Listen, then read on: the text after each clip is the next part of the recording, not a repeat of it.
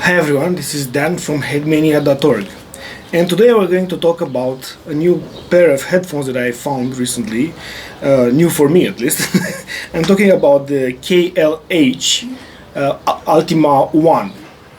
These are the headphones. You can see that they're open designed, and I was actually quite curious to hear them because one thing caught my attention when reading about them.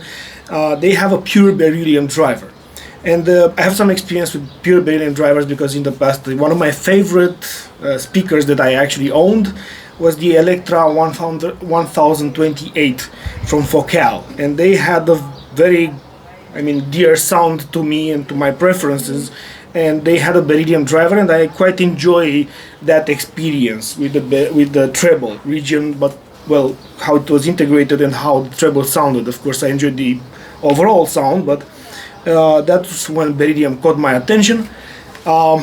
Yes, it has a characteristic specific to the beryllium, so it gives an imprint to the sound in general. But they do have a lot of good. It does have a lot of good things if it's implemented correctly, and of course, it will differ from implementation to implementation. And also, the price of these headphones is actually under $400. So this is quite something, because I haven't seen any headphone to offer a full beryllium driver under $400. So in headphones, the first headphones that I heard with beryllium, full beryllium, was Focal Utopia, and then Focal Stelia, which I actually owned. And I have the experience with the fact that it has a good speed and detail and tactility that are brought with this driver, which is basically, this material is very thin and very light, so basically it gives some advantages to the driver.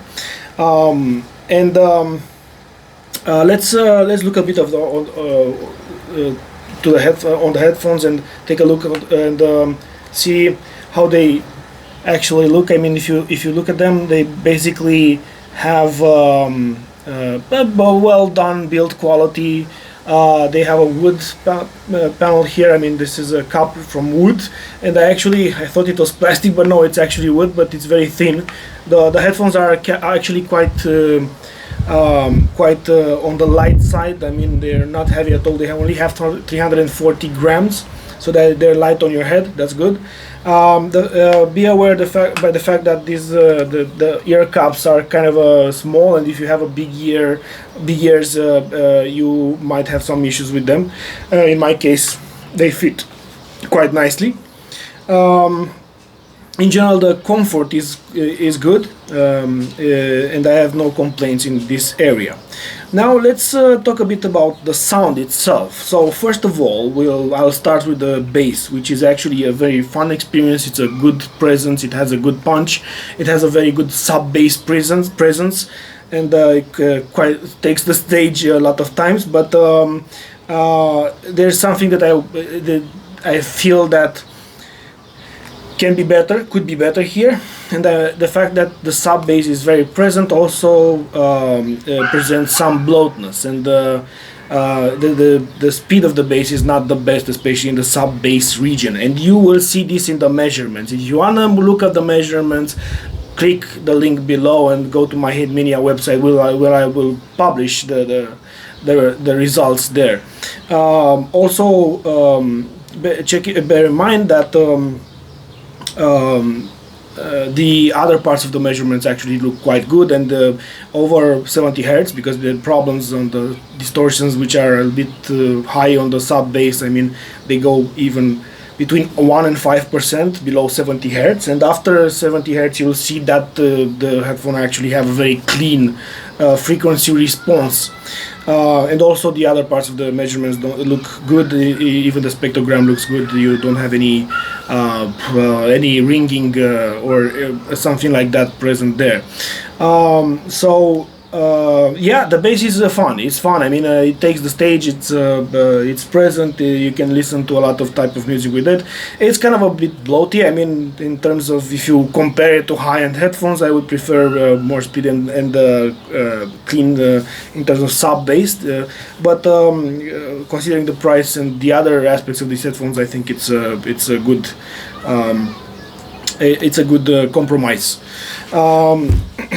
Now, if we go to the other parts of the sound, the mid-range is actually quite rich. It's detailed and well textured.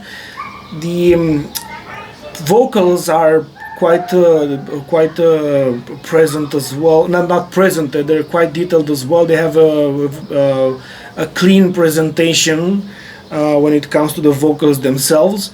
I actually quite like the vocals, but you can say that they're a bit further away from the scene. I mean, they're not in the front seat, so that's kind of depends on your preferences. But I like that because it gives it gives you a impression of bigger space. So yeah, in general, the mids are quite rich, and you have a very good experience with all of the instruments in general, with the vocals, and you will get the emotion from there. And the treble is actually quite smooth. I mean, you don't have any peaks, and that's quite something in terms of Beryllium drivers or implementations. I like the fact that it's not bright, it's not at all disturbing, or doesn't shout at you, and it has good detail, even if it's smooth. And I must say that I enjoyed classical music because it had the detailed emotion there. With you can hear the micro vibrations, the percussions of the instruments, and everything like that. And the sound stages are also quite good. If we go there then with the oh damn it, the dogs are barking. Hopefully this will not be very apparent on the review. But if we go to the other parts of the sound, what I like about them, and this is something that it's quite an achievement to have at this price.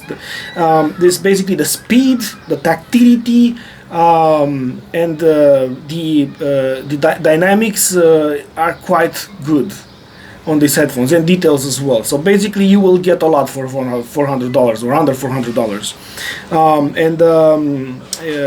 and basically they live up to the full Beryllium driver name. So yeah, they pushed it a bit on the sub bass region, but the other parts are quite good, and I quite enjoy the again, the tactility, the speed, and the detail of these headphones. The tonalities, again, if we talk a bit about the tonality in terms of the fact that Beryllium usually gives its imprint, the taste of Beryllium, let's say, a bit there. This is actually a good implementation of the Beryllium driver. I would say that they're mostly on the natural side. They do have a small taste somewhere there that gives you an impression of metallic driver, let's say, but they're all mostly on the natural side, and that's something that I quite enjoy, and it's not easy to, I think that it's not easy to achieve when you're working with this material. So thumbs up there as well. In terms of the sound stage, yeah, they're open headphones and they do a good job there as well. The driver is actually 50 millimeters, so it's not a small driver. And the sound stage is quite immersive. It has a good holography, and I quite enjoyed it, especially on the classical music, but whatever song had this quality.